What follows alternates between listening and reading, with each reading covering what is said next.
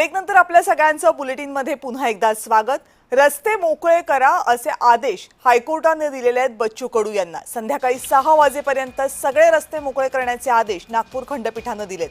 हायकोर्टाने media रिपोर्टवरून suo motu म्हणजे स्वतःच याचिका दाखल करून घेतली होती, पण बच्चू कडू आपल्या आंदोलनावर ठाम आहेत।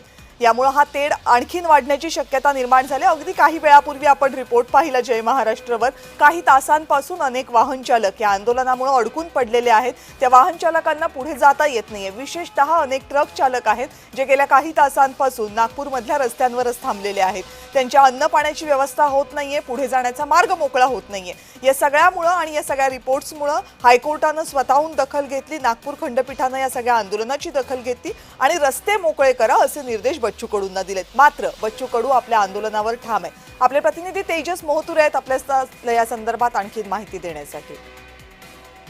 तेजस मोहतुरेंकडे जाऊयात, कारण त्यांनी याच मुद्द्यावर शेतकरी नेते राजू शेट्टी यांच्याशी बातचीत केली आहे, तीही पाहूयात। तेजस, शेतकरी नेते राजू शेट्टी आहेत सर, काय सांगाल ज्या पद्धतीने कोर्टाने आदेश दिला की 6 वाजतापर्यंत अजून आदेश आमच्यापर्यंत